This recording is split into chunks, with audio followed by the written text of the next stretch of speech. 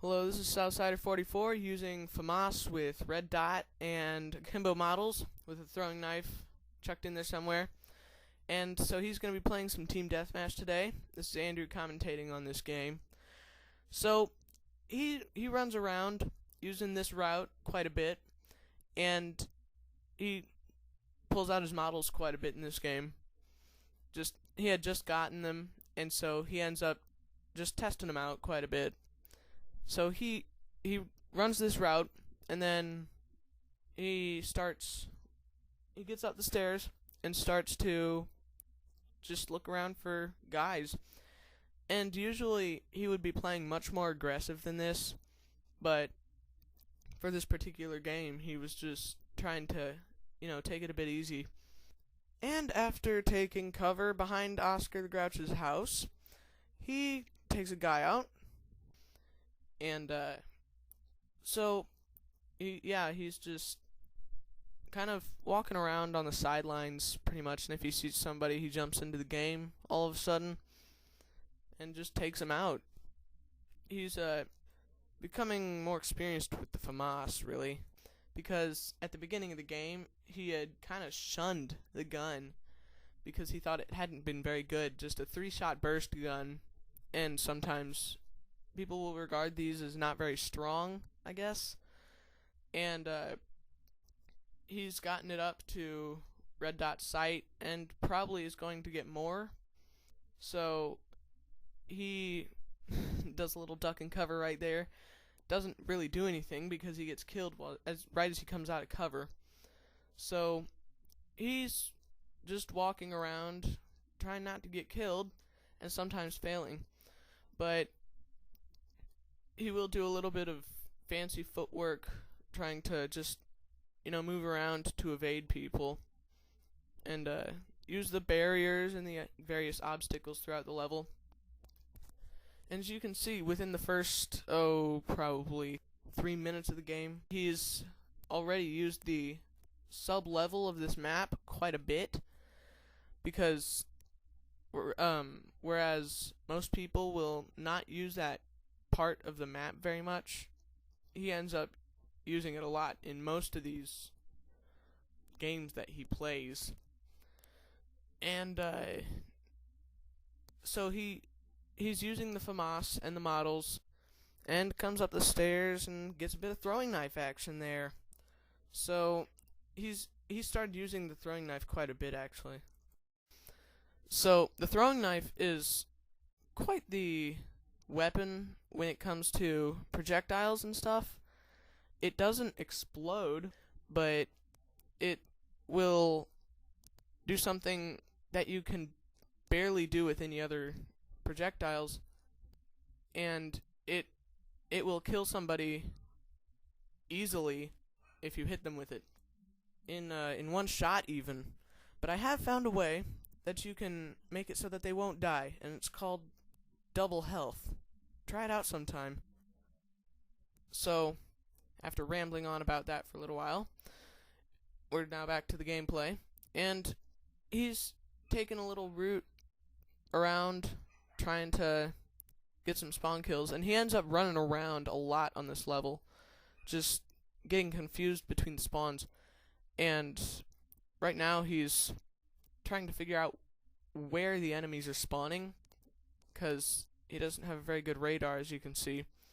Takes a little guy out on the top, and then he goes up and does this little hiding spot here, and he almost takes a couple of guys out here, but not quite a full takeout on any of them.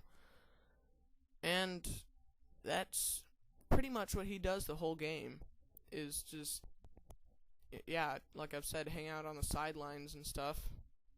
Alright, here we have the tactical insertion. I should have stayed here and waited for the guy. Maybe got a fancy throwing knife kill. You never know, ricocheted it. But I decided to destroy it. Don't ask me why. Wasn't thinking at the moment. So right now we're going to go back to Andrew to finish up this cast. Well, ladies and gentlemen, you just heard a rather rare appearance as of right now from Southsider 44. And yes, as he said, he smashed that tactical insertion like it was a bug that was in his house. So he almost takes this guy out.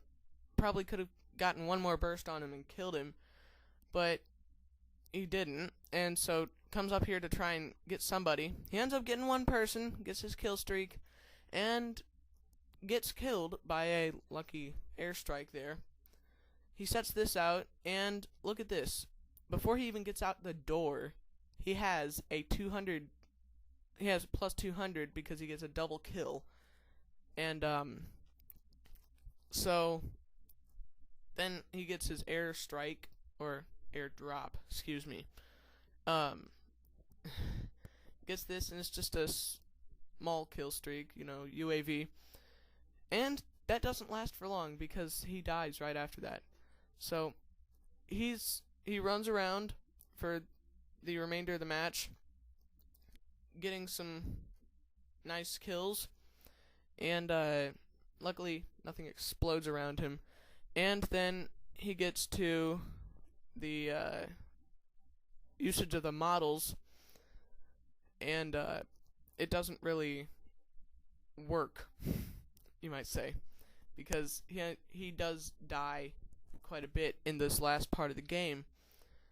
And little takeout there, and then runs in here, almost takes one guy out, but puts him on last stand or final stand.